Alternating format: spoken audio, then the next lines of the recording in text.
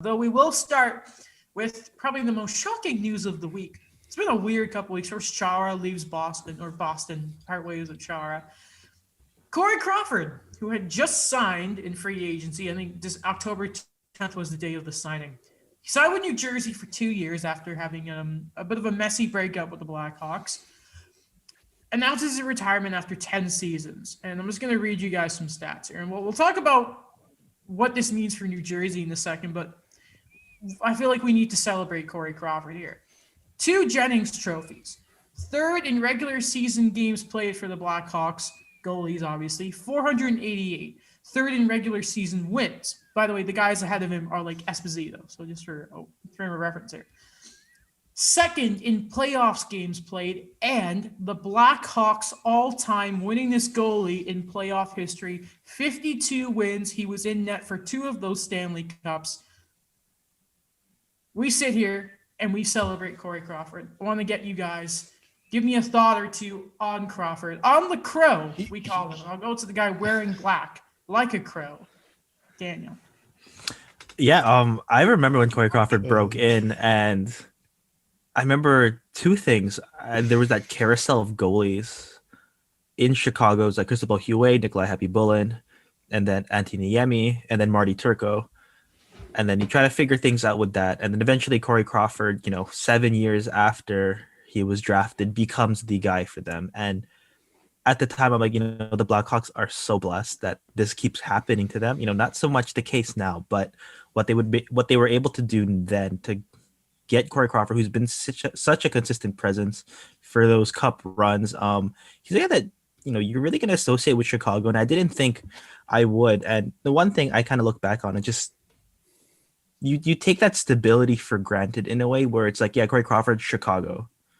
And suddenly, as he turns 36 and he leaves the team, it's like, okay, we did. I feel like I should have appreciated him more for the type of goalie he was, because I remember I always had a bias against him for some reason, and this is a weird way where like I didn't think he should, I think he should have made the Olympic team, but I also didn't think that he should have made the Olympic team. But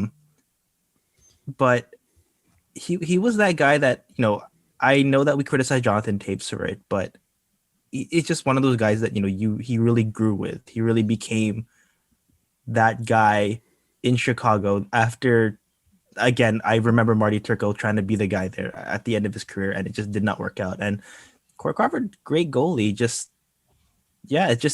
it's so understated, but it's also not understated.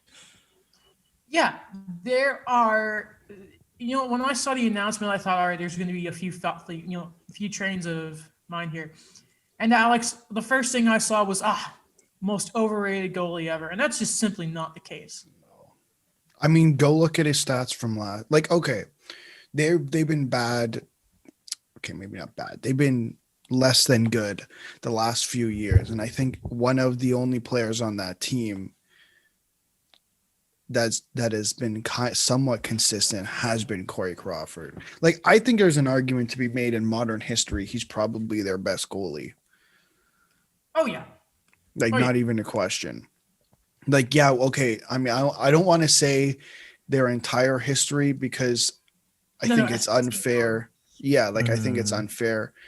But I think in modern history, he's he would have been. He played a single game in 2010. Obviously, Niemi was in net for them that year. Yeah. He probably could have done a better job if he had. I was looking at his DB page, and I didn't realize how many of those few years Crawford had. And he just kind of bounced back and forth. He never really stayed with the Blackhawks. He's a very interesting case, Corey Crawford. And he really does not get the credit he deserves. Because, I mean, yeah, they had great. Obviously, we all know what prime Seabrook and Kane and Taves and Duncan Keith looked like. But man, again, you make a really good point of look at what he's done the past couple of years. Go and rewatch that play-in series versus Edmonton, and even the struggle they had against Vegas. Crawford was their best player. Yeah, honestly. I know people were going on about Taves after game 1 and that, but by the end of that run, it was Corey Crawford. And we're sitting here, we're celebrating Corey, as we rightfully should. Great career, fantastic career. But thought he did kind of do the Devils a little dirty here.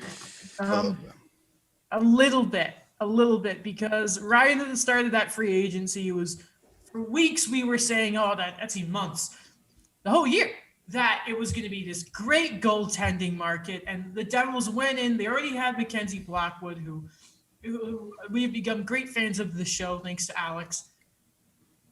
And they bring in Crawford, this veteran goalie who would have been a great sort of figure, the Obi-Wan to Blackwood being Luke, signs a 2-year deal. And now, a few days before the season starts, he dips. Mm-hmm. Wait, so was Robin Leonard Anakin? I don't know about that. No, Stan Bowman's Anakin. Or Antti Raatna, because he Stan was Bowman's Anakin. No, yeah, Stan Bowman's Anakin, because it was like he comes in, he's like the son. He can also be Luke. I thought we were staying with goalies, because I think Antti Raatna, because he was good already, but then he wanted to leave Chicago. Yeah, but no, because Bowman was great. He was this heralded general manager, could have been the best of all time. He's created from his father, who could be like, because the Emperor sort of played the Force of Metachlorians to make Anakin.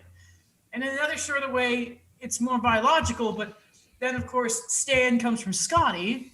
But then, he's great in that. But then the moment things go south for the Jedi Order or the Blackhawks after the whole Pecorine thing, 2017, rewatch that series, he's fallen to the dark side. Everyone hates him. And I would say that if anything, Corey Crawford is more, I don't know, who's a character that sort of unjustly gets run out of town. He's like Rose. Coleman Trebar? Okay. No, not member of the Jedi High Council, Colton Trebar, who is a councilman. What are we doing? Anyway. I don't know. Okay.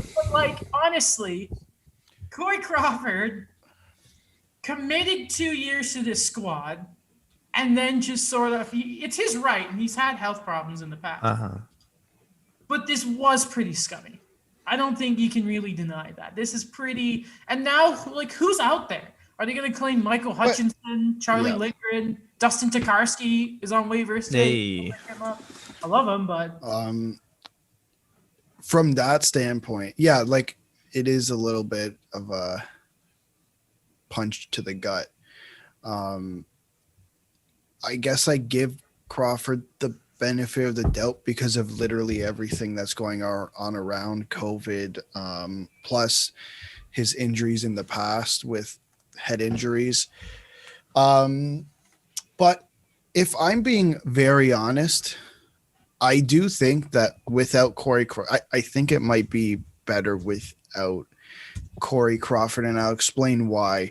Because I think there's a guy like Jimmy Howard out there. If I'm them, I go get Jimmy Howard, who is on the back end of his career, but he's not very good anymore.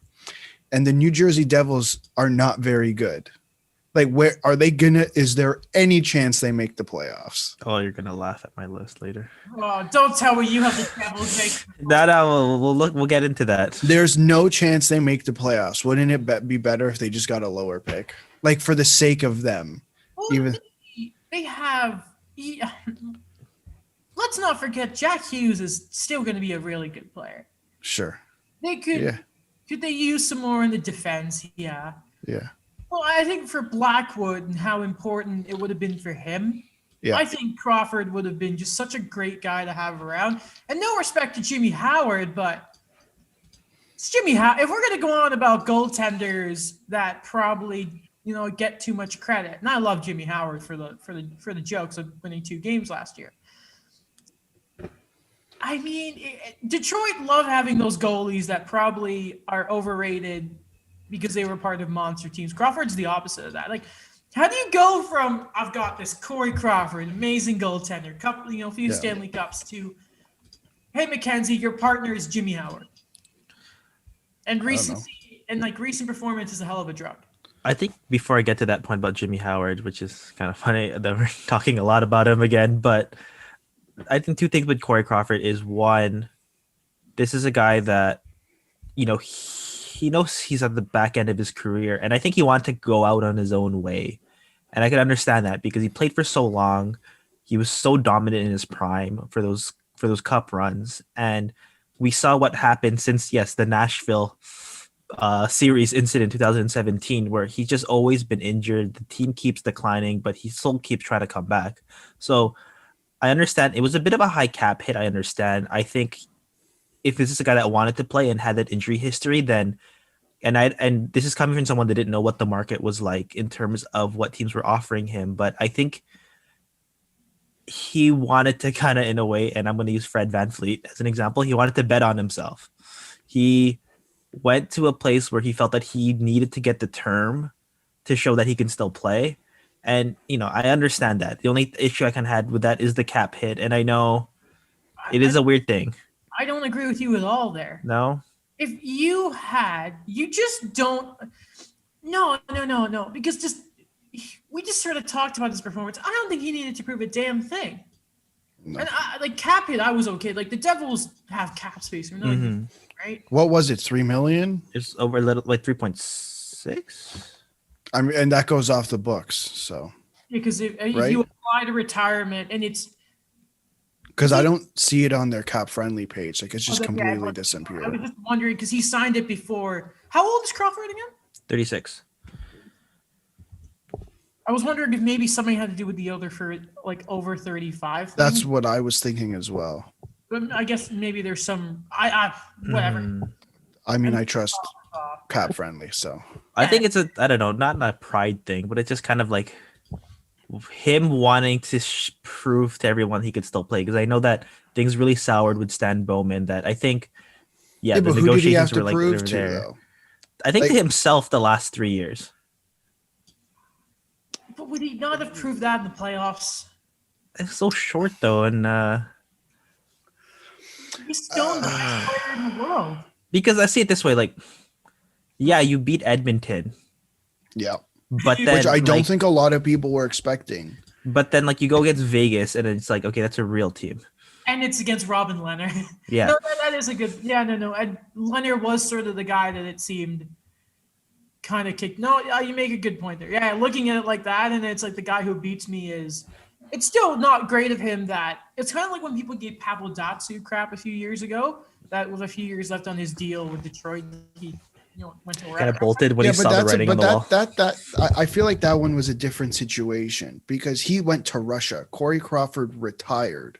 Like, you know what I mean? Like for me, I look at what's going on around us. Like literally, like we're back in like Ontario's in lockdown. Quebec has a curfew.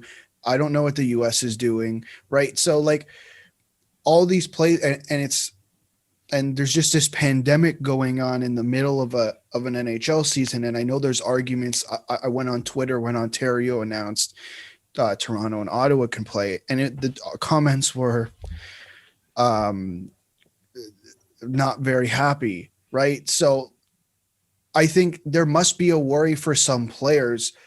And he's just one of the guys who said, you know what? I don't necessarily think it's worth it. That's why I give him the benefit of the doubt. So he has a family. What we remember is, he goes out on top. All right. I don't think any of us see Corey Crawford as dragging out his career. I think it's kind of like Lidstrom. There's gas in the tank, but it's not 100%. It's like Patrick Waugh. He's gone out on top, right? Which is all you want from a guy.